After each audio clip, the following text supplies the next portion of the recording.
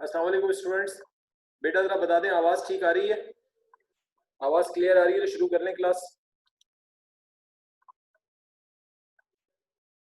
इतनी देर कर दी सर, कोई मुझे कह रहा है। हाँ बेटा मैं थोड़ा सा लेट हो गया था, आई एम सॉरी।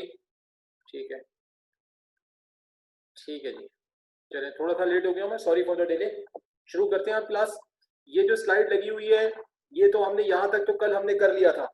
अब हमारा आखिरी काम इसमें ये रह गया था कि हमें ये जो कार्नो इंजन है इसकी एफिशिएंसी निकालनी है। ठीक है, लास्ट काम ये रह गया था कि हमें कार्नो इंजन की एफिशिएंसी निकालनी है। मैं आपको वो समझाता हूँ कि कैसे निकालेंगे। देखो इसमें इस तरह से है कि किसी भी मशीन की, चाहे कार्नो इंजन हो या कोई भी मशीन हो, उसकी एफिशिएंसी हम आमतौर पे परसेंटेज में निकालते हैं। ठीक है जी, परसेंट में निकालते हैं। और इसके लिए हम क्या करते हैं, इसके लिए हम आउटपुट को डिवाइड करते हैं इनपुट से। ठीक है जी, आउटपुट को हम डिवाइड करते हैं इनपुट से और फिर हम उसको मल्टीप्लाई करते हैं 100 से। ठीक है जी, इस तरह हम किसी भी उसकी एफिशिएंसी निकालते हैं मशीन की। तो इसी से हम कार्नो इंजन की निकालेंगे।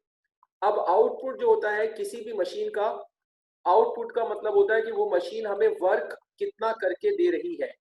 तो आउटपुट जो होता है किसी भी मशीन का या कार्नो इंजन का, वो उसका वर्क डन होता है। और इनपुट का मतलब होता है कि हम उसको एनर्जी सप्लाई कितनी दे रहे हैं। तो कार्नो इंजन में जो एनर्जी दी जाती है वो हीट की फॉर्म में दी जाती है। तो इनपुट का मतलब होगा कि एनर्जी सप्लाई। एनर्जी सप्लाई का मतलब है कि हीट सप्लाई, कि हम उसको कितनी हीट सप्लाई दे रहे हैं। तो जो हीट सप्लाई होगा वो इसका इनपुट हो जाएगा और जो आउटपुट होगा वो इसका वर्क डन हो जाएगा और मल्टीप्लाइड बाय 100 अपनी जगह मौजूद होगा। अब अगर हम ये दो चीजें देखेंगे ये कितनी है, तो इसमें इस तरह से है कि भाई पहली बात तो यह है कि कार्नो साइकिल में जो डेल्टा यू है, डेल्टा यू होता है 0। इसलिए कि किसी भी साइक्लिक प्रोसेस में जब सिस्टम तमाम चेंजेस से गुजरने के बाद अपनी इनिशियल कंडीशन पे वापस आ जाता है तो इंटरनल एनर्जी सेम रहती है। तो कार्नो साइकिल भी एक साइकिल है, तो जब इंटरनल एनर्जी सेम रहेगी, कोई इंक्रीज या डिक्रीज नहीं होगा, तो डेल्टा यू इसमें 0 होगा। एक बात। दूसरी बात यह है कि पहले स्टेप में कार्नो इंजन जो है उसके अंदर Q1 हीट जाती है। पहले स्टेप में सोर्स से Q1 हीट जाती है और थर्ड स्टेप में Q2 हीट उसमें वापस आ जाती है।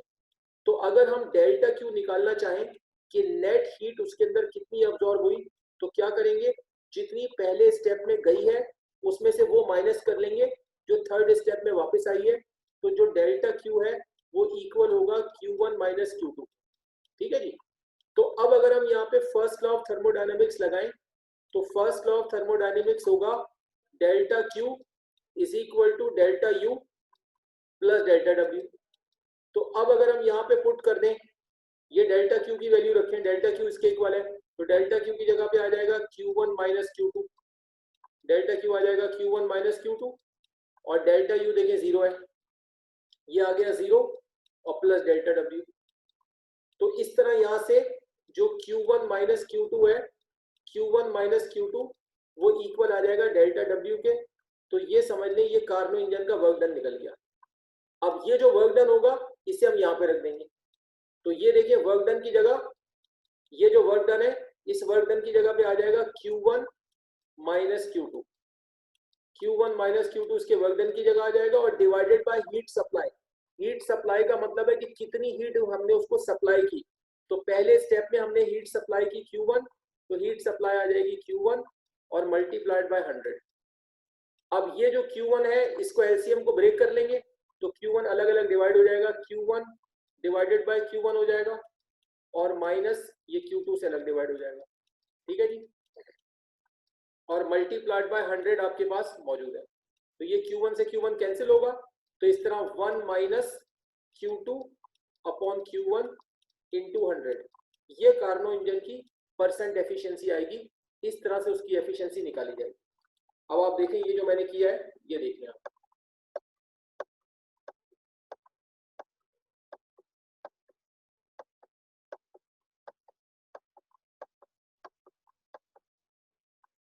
ठीक है जी, इसे नोट कर लें आप लोग।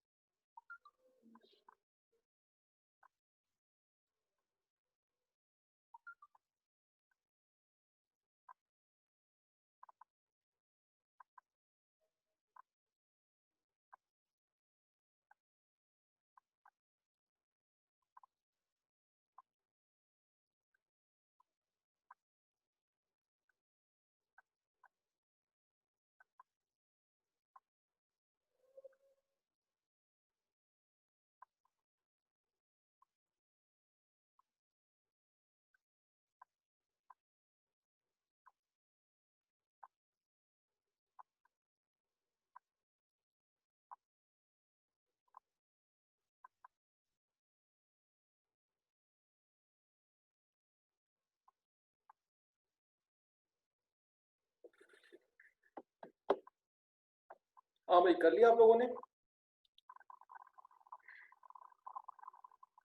शाहजेब कह रहा है सर कल का फिजिक्स का लेक्चर अपलोड नहीं हुआ, नेट चला गया था। तो ठीक है, वो अपलोड हो जाएगा। आप इनसे एडमिन वालों से बात कर लें, सर निसार से बात कर लें या सर अब्दुल गनी से, वो लोड कर देंगे। अगर कल का लेक्चर है तो वो मेरा ख्याल है आज शाम से होगा अपलोड। सर ये आपने हीट सप्लाइड की जगह Q1 क्यों लिखा है? भाई इसलिए Q1 लिखा है कि हीट सप्लाइड है ही Q1। आप कार्नो साइकिल निकालें जो कल आपने कॉपी में बनाया था, पहला स्टेप देखें। पहले स्टेप में कितनी हीट जा रही है इंजन के अंदर? Q1 जा रही है, वही हीट सप्लाई। हाँ जी, मास फुरकान साहब। यार ये रिपीट कर रहे हैं, रिपीट नहीं कर सकता भाई। अब ये तुम उसमें देख लेना अपलोड में, रिपीट नहीं, तुम लेट आए हो शहीद। ठीक है, जब लेक्चर अपलोड होगा उसमें देख लेना, पूरा रिपीट नहीं कर सकता। सर लेक्चर तो दोपहर तक हो जाता है अपलोड, आज शायद लेट हो गया होगा। मैं इनसे पूछ लेता हूँ, मैं इनसे पूछ लेता हूँ, अगर नहीं हुआ तो करवा दूंगा, अभी हो जाएगा। ओके, अच्छा भाई अब हम आगे चलते हैं।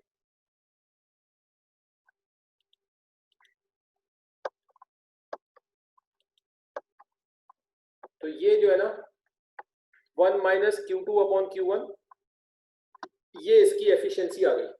अच्छा, अब इसकी एफिशिएंसी की एक सेकंड फॉर्म भी होती है, वो भी जरा समझ लें। अब वो सेकंड फॉर्म क्या होती है? वो सेकंड फॉर्म ये होती है कि देखें, किसी भी बॉडी के अंदर जो हीट होती है वो डायरेक्टली प्रोपोर्शनल होती है उसके टेम्परेचर से। ठीक है जी, जितनी बॉडी के अंदर हीट होगी, जितनी थर्मल एनर्जी ज्यादा होगी, बॉडी का टेम्परेचर उतना ही ज्यादा होगा। तो जो हीट बॉडी के अंदर होती है, थर्मल एनर्जी, वो होती है Q। ये डायरेक्टली प्रोपोर्शनल टू T होती है। अब प्रोपोर्शनैलिटी को खत्म करेंगे तो यहाँ पे कांस्टेंट आ जाएगा K, तो ये हो जाएगा KT। अब आप इसको 1 और 2 पे अप्लाई कर दें। अगर Q की जगह Q1 कर देंगे तो T की जगह T1 हो जाएगा, और अगर Q की जगह Q2 कर देंगे तो T की जगह T2 हो जाएगा। अब इन दोनों इक्वेशंस को आपस में डिवाइड कर दें, नीचे वाली इक्वेशन को ऊपर वाली इक्वेशन से डिवाइड कर दें। Q2 is equal to KT2, और नीचे वाली इक्वेशन ऊपर वाली क्या है, Q1 is equal to KT1। तो क्या होगा, इस तरह ये K से K कैंसिल हो जाएगा। तो आपके पास ये आएगा कि Q2/Q1 जो है वो इक्वल हो जाएगा T2/T1 के। तो आप यहाँ पे Q2/Q1 की जगह T2/T1 रख देंगे, तो आपकी एफिशिएंसी का सेकंड फॉर्मूला आ जाएगा कि 1 - T2/T1 इंटू 100। ठीक है, ये देख लें आप।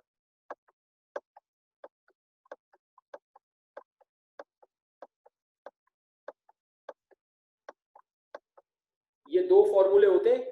पहला फॉर्मूला जो है वो थर्मल एनर्जी की फॉर्म में है, और दूसरा टेम्परेचर की फॉर्म में है। 1 - T2/T1 में T1 सोर्स का टेम्परेचर है और T2 सिंक का टेम्परेचर है। और ऊपर वाले फॉर्मूले में 1 - Q2/Q1 में Q1 वो हीट है जो हीट इंजन में सोर्स से आती है, और Q2 वो हीट है जो इंजन सिंक के अंदर लॉस करता है। तो जब आप न्यूमेरिकल करेंगे तो न्यूमेरिकल की कंडीशन देख के किसी न्यूमेरिकल में फर्स्ट फॉर्म अप्लाई हो जाती है, किसी में सेकंड फॉर्म अप्लाई हो जाती है।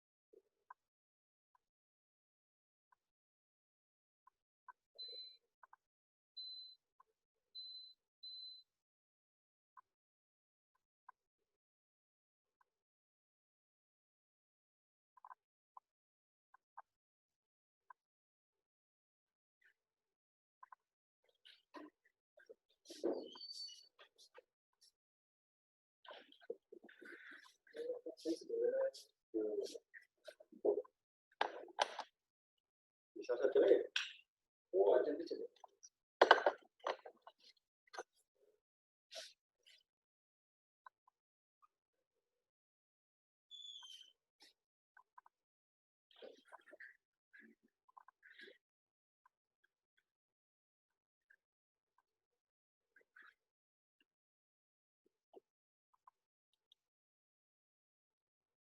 हाँ भाई, कुछ लोग कह रहे हैं कर लिया है।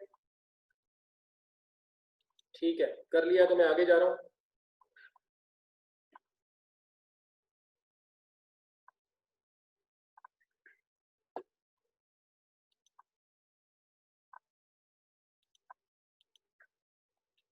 अच्छा जी, ये टॉपिक तो कंप्लीट हो गया, लेकिन अब यहाँ पर मैंने आपके सामने एक छोटा सा क्वेश्चन लिखा है, और क्वेश्चन ये लिखा है कि Carnot engine is an ideal heat engine, then why it does not have 100% efficiency.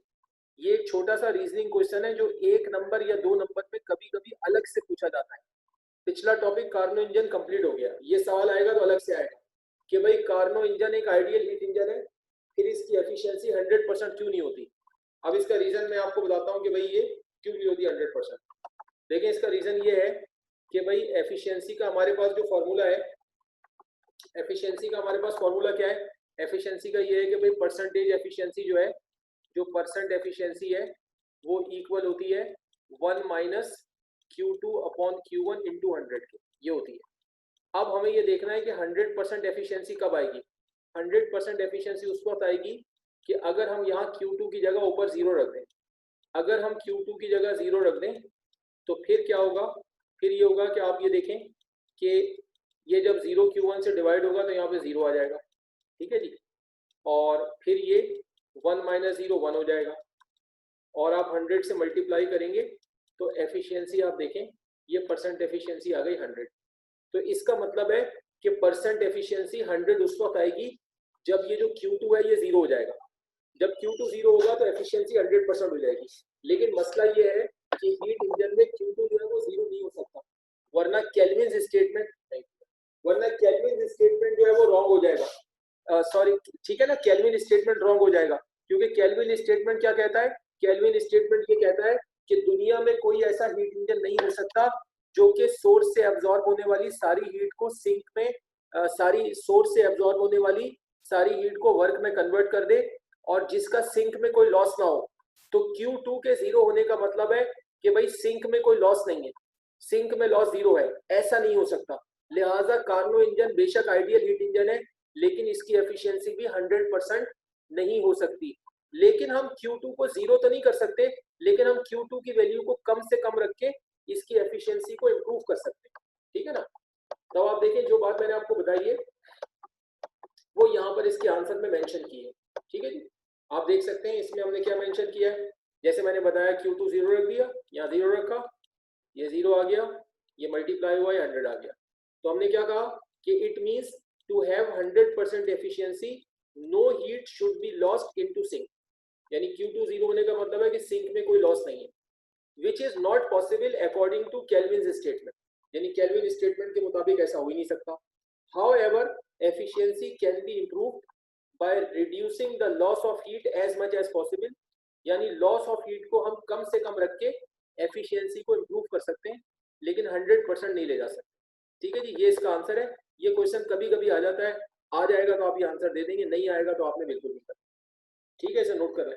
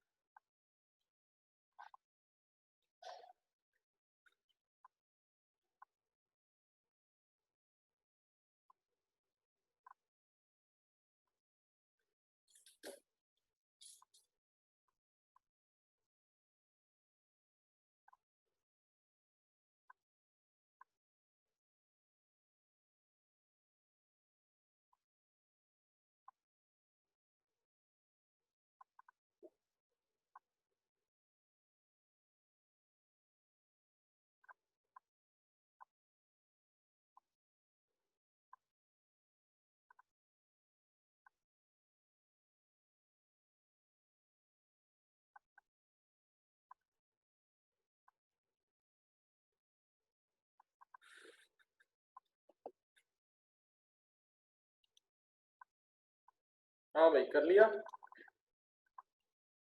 काफी सारे लोग कह रहे हैं मुझे कर लिया, तो मैं आगे जा रहा हूँ भाई।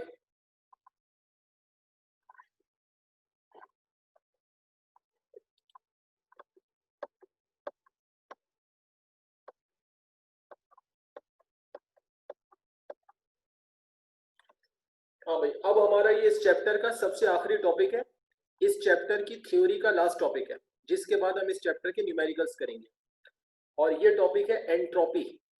अच्छा, ये थ्योरेटिकल टॉपिक है, इसमें कोई डेरिवेशन नहीं है, बस फॉर्मूला इसका बताना है, बाकी थ्योरी है। और ये शॉर्ट वाले सेक्शन में आता है, 4 नंबर में बी सेक्शन में आता है।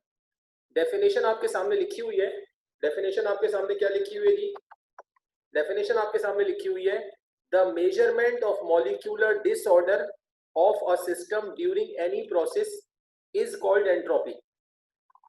इन a process entropy either remains constant और इंक्रीजेस। अब ना समझिए इसको, ये कहते हैं कि किसी भी प्रोसेस के दौरान, ड्यूरिंग एनी प्रोसेस, किसी भी प्रोसेस के दौरान अगर आप मॉलिक्यूलर डिसऑर्डर की मेजरमेंट करेंगे तो फिर इसको एंट्रोपी कहते हैं। अब हमें पहले ये समझना है कि थर्मोडायनेमिक्स में मॉलिक्यूलर डिसऑर्डर का मतलब क्या है। हम अपनी आम बोलचाल में डिसऑर्डर कहते हैं किसी चीज के खराब होने को, ठीक है, लेकिन थर्मोडायनेमिक्स में डिसऑर्डर का मतलब ये नहीं है। थर्मोडायनेमिक्स में डिसऑर्डर का मतलब यह है कि अगर कभी भी किसी प्रोसेस के दौरान सिस्टम के मॉलिक्यूल्स अपनी पोजीशन चेंज करेंगे तो उसको डिसऑर्डर कहा जाएगा। अब इसमें समझने वाली बात यह है कि जब भी कोई प्रोसेस होगा तो हमेशा डिसऑर्डर हो ही जाएगा, क्योंकि मिसाल के तौर पे आपने कोई सिस्टम लिया, जैसे आमतौर पे हम सिलेंडर में पिस्टन लगा के गैस रख देते हैं, अब वो हम सिस्टम ले लेते हैं। अब वहां पे जब प्रोसेस होता है तो दो ही बातें होती हैं, या तो पिस्टन ऊपर जाता है, गैस एक्सपेंड होती है, या पिस्टन नीचे आता है, गैस कंप्रेस होती है। अब आप सोचें कि अगर गैस एक्सपेंड होती है तो मॉलिक्यूल्स पीछे पीछे हट जाते हैं, तो मॉलिक्यूल्स की पोजीशन चेंज होती है, और अगर गैस कंप्रेस होती है तो मॉलिक्यूल्स करीब आ जाते हैं, फिर भी पोजीशन चेंज होती है। तो इसका मतलब है कि अगर गैस में या सिस्टम में एक्सपेंशन हो रही होगी तो भी मॉलिक्यूल्स अपनी पोजीशन चेंज करेंगे, और अगर सिस्टम में या गैस में कंप्रेशन हो रही होगी तो भी मॉलिक्यूल्स अपनी पोजीशन चेंज करेंगे। तो दोनों कंडीशंस में थर्मोडायनेमिक्स की लैंग्वेज में इसको मॉलिक्यूलर डिसऑर्डर कहा जाएगा। ठीक है जी, दोनों कंडीशंस में मॉलिक्यूलर डिसऑर्डर कहा जाएगा।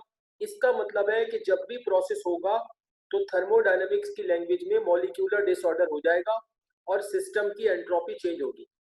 तो अब अगली बात इजी हो गई। अब अगली बात क्या है कि in a process entropy either remains constant और इंक्रीजेस। क्या मतलब है कि भाई किसी भी प्रोसेस में एंट्रोपी हद से हद कांस्टेंट रह सकती है, कि भाई मॉलिक्यूल्स अपनी पोजीशन चेंज नहीं कर रहे हैं तो एंट्रोपी कांस्टेंट है, और वरना एंट्रोपी हमेशा इंक्रीज होगी, कभी ये डिक्रीज नहीं हो सकती। ठीक है जी। अब इसको समझाने के लिए हमने यहाँ पे इसको एक्सप्लेन करने के लिए एक एग्जांपल ली है।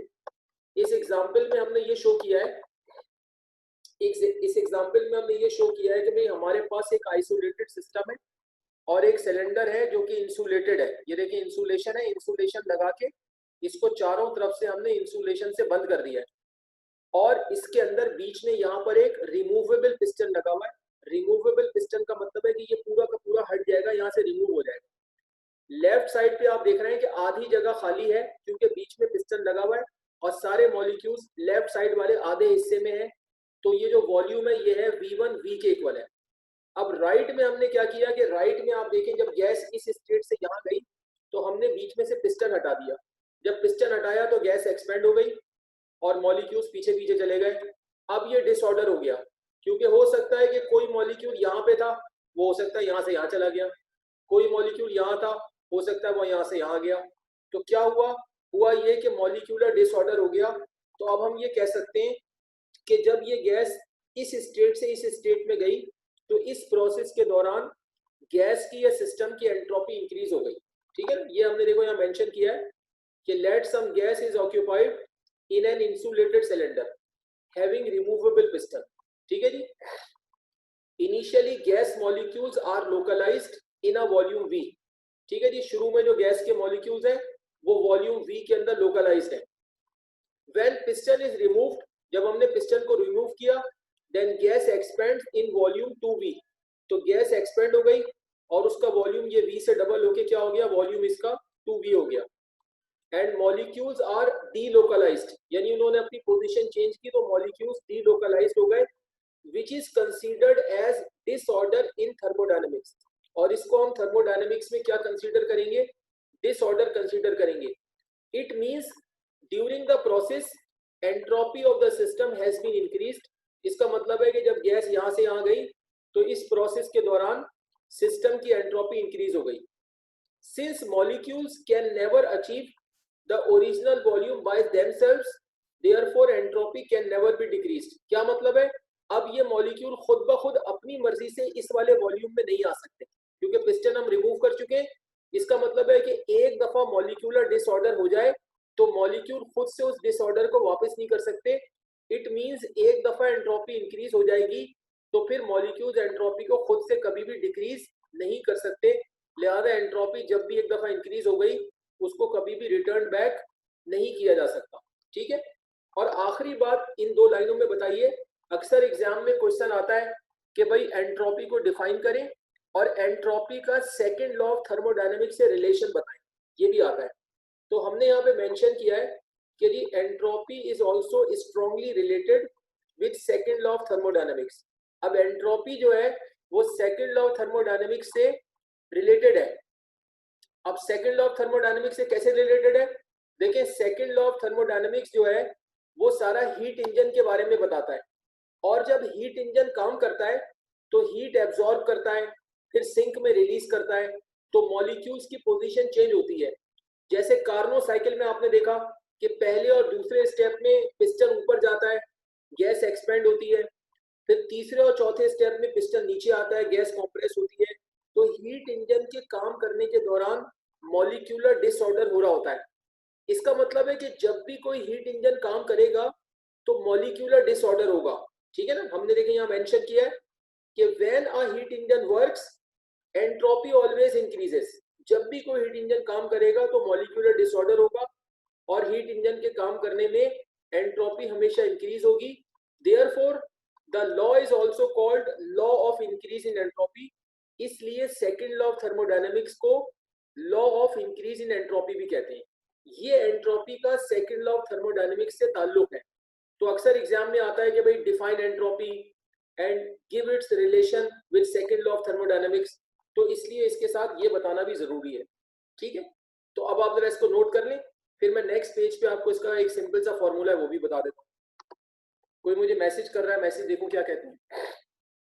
हस्सान कह रहा है कि पिस्टन रिमूव किए बगैर भी तो गैस मूव कर रही होगी। वो इस तरह से है ना कि पिस्टन रिमूव किए बगैर भी मॉलिक्यूल्स तो मूव कर रहे होंगे, लेकिन वो अपने वॉल्यूम के अंदर, यानी जो इनिशियल वॉल्यूम है V1 जो V के इक्वल है वो अपने ही वॉल्यूम में मौजूद होंगे। तो जब अपने ही वॉल्यूम में मौजूद होंगे ना तो हम ये नहीं कहेंगे कि वो डीलोकलाइज हो गए। मिसाल के तौर पे आप अगर अपने घर के किसी एक कमरे के अंदर हैं तो आप कमरे के अंदर टहलते रहें, आगे पीछे जाएं तो लोकेशन चेंज नहीं होगी। लेकिन जब आप उस कमरे से निकल के दूसरे कमरे में जाएंगे तो अब बोला जाएगा कि भाई आप डीलोकलाइज हो गए, यानी आपकी लोकलाइजेशन क्या हो गई, चेंज हो गई। तो जब तक मॉलिक्यूल एक ही वॉल्यूम के अंदर रहते हैं तो वो उसमें मूव तो करते हैं, वो उसके अंदर मूव तो करते हैं, लेकिन हम ये कहते हैं कि उनकी लोकलाइजेशन चेंज नहीं हुई। जब गैस का वॉल्यूम इंक्रीज या डिक्रीज होता है तो फिर हम बोलते हैं कि भाई वो डीलोकलाइज हो गए। ठीक है। अच्छा, फैज अंसर का सवाल ये है कि सर जो प्रोसेस हम करते हैं फिर आपने क्या लिखा है कि सर हमारे एनर्जी सप्लाई की है इसलिए हीट इंजन की एंट्रोपी इंक्रीज हुई है। हाँ ठीक है भाई, बेशक आप हीट सप्लाई करें, कोई मसला नहीं है। आपने हीट इंजन को हीट सप्लाई की, अब आपने हीट सप्लाई कर दी तो पिस्टन ऊपर चला गया। तो हीट चाहे किसी ने भी सप्लाई की, लेकिन जब पिस्टन ऊपर चला गया तो मॉलिक्यूलर डिसऑर्डर तो हो गया ना। तो हम तो ये कह रहे हैं कि जब कोई हीट इंजन काम करेगा तो हीट इंजन के काम करने के दौरान हमेशा मॉलिक्यूलर डिसऑर्डर होगा, अब चाहे हीट हम सप्लाई करें या कोई भी सप्लाई करे। ठीक है जी।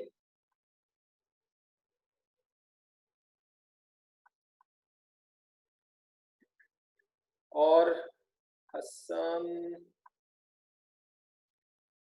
ठीक है, ओके।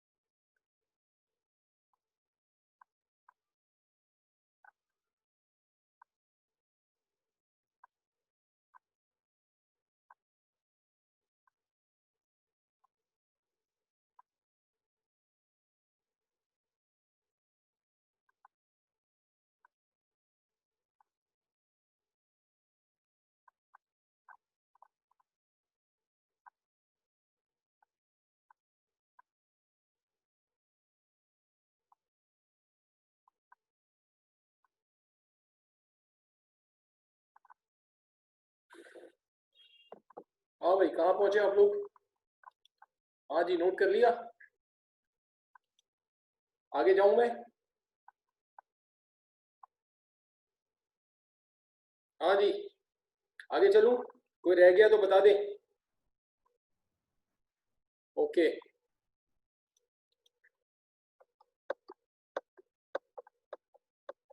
अब ये सिंपल इसका फॉर्मूला होता है।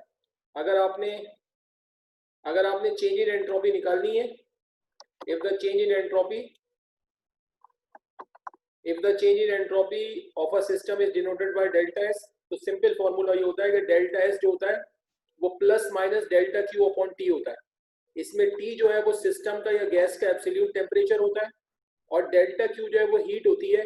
सप्लाई भी हो सकती है, सिस्टम में जा भी सकती है, सिस्टम से बाहर भी आ सकती है, तो इसलिए प्लस माइनस लगाया है। अगर हीट सप्लाई होगी तो डेल्टा क्यू को प्लस में ले लेंगे, अगर हीट एक्सपेल्ड होगी, खारिज होगी उसमें से, तो उसको हम माइनस में ले लेंगे। बाकी इसका मैं न्यूमेरिकल करवाऊंगा तो बता दूंगा। यूनिट इसकी जो होगी सिंपल है, डेल्टा क्यू जो है ये जूल में होगा। ठीक है जी, डेल्टा क्यू जूल में होगा, और टेम्परेचर जो है वो केल्विन में होगा। तो जब न्यूमेरिकल करेंगे तो आप देख लीजिएगा, जो भी इसका आंसर आता है वो हमेशा जूल पर केल्विन में होता है। ये आप नोट कर लें।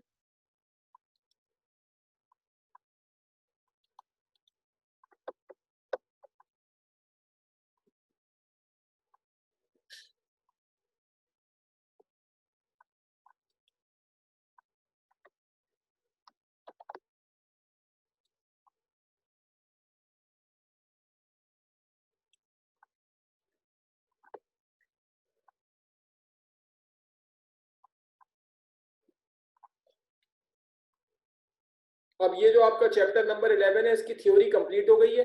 अब मैं इंशाल्लाह नेक्स्ट क्लास से इसके न्यूमेरिकल्स करवाऊंगा। और मैंने आपको बता दिया था कि ये बहुत बड़ा चैप्टर था, पहला चैप्टर है, बहुत बड़ा है, इसलिए इसमें काफ़ी टाइम भी लग गया। लेकिन ये चैप्टर भी बहुत बड़ा है, आपके सामने देख लें कितने टॉपिक हैं इसमें। ठीक है जी, तो अल्हम्दुलिल्लाह इसकी थ्योरी कंप्लीट हो गई है। अब मैं इंशाल्लाह नेक्स्ट क्लास से इसके न्यूमेरिकल्स आपको बताऊंगा, तो आप ये कर लेंगे। ये कर लें तो आज की क्लास कंप्लीट है। ये करने के बाद आप लीव कर सकते हैं, फिर इंशाल्लाह आपसे नेक्स्ट क्लास में मुलाकात होगी। टेस्ट का पूछ रहे हैं भाई, टेस्ट का मामला ये है, टेस्ट का मामला ये है कि भाई इंशाल्लाह अगले महीने से, जब उम्मीद है इंशाल्लाह क्लासें फिजिकल स्टार्ट हो जाएंगी, तो फिर टेस्ट नॉर्मल तरीके से होगा। लेकिन इस महीने हम टेस्ट फिर ऑनलाइन लेने की कोशिश करेंगे। तो ऑनलाइन में हम देखेंगे कि हम एमसीक्यूज बेस ले सकते हैं या कैसे कर सकते हैं। ठीक है, तो वो हम आपको बता देंगे। ओके। अच्छा, वो कह रहा है कि मोहम्मद अली कह रहा है इसके इंपॉर्टेंट क्वेश्चन बता दें। यार इंपॉर्टेंट क्वेश्चन नहीं भाई, ये चैप्टर पूरा ही इंपॉर्टेंट है भैया, इसमें से कुछ छोड़ना नहीं। इसकी सारी चीजें इंपॉर्टेंट है, कोई चीज अनइम्पॉर्टेंट नहीं है भाई, कहीं से भी कुछ भी आ जाएगा। ये जो चैप्टर है, इस चैप्टर में से डिटेल्ड क्वेश्चन वाला जो सेक्शन सी है उसमें भी क्वेश्चन आएगा। इसमें जो है वो बी सेक्शन में शॉर्ट क्वेश्चन भी आएगा, इसमें से न्यूमेरिकल भी आएगा, इसमें से 2-3 एमसीक्यूज भी आएंगे, इसलिए पूरा चैप्टर इंपॉर्टेंट है। और वो ये कह रहा है फाइज आंसर कि if we freeze then entropy decreases. बेटा, फ्रीज करने में भी एंट्रोपी कभी डिक्रीज नहीं होती। अगर तुम किसी चीज को फ्रीज करोगे तो भी वो चीज कॉम्प्रेस होगी, तो फिर भी मॉलिक्यूलर डिसऑर्डर होगा।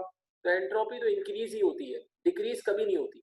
आप कुछ भी करोगे उसको मॉलिक्यूलर डिसऑर्डर माना जाएगा। फ्रीज कर लो, एक्सपेंड कर लो, कॉम्प्रेस कर लो, कुछ भी करो उसे थर्मोडायनेमिक्स में मॉलिक्यूलर डिसऑर्डर बोलेंगे। लिहाजा कुछ भी करो एंट्रोपी ने इंक्रीज ही होना, डिक्रीज एंट्रोपी कभी नहीं हो सकती। ठीक है, क्लियर है आप लोग? अल्लाह हाफिज।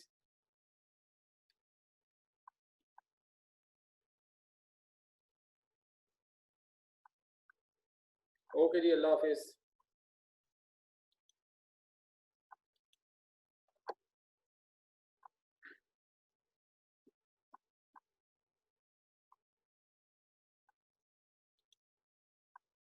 अल्लाह हाफिज।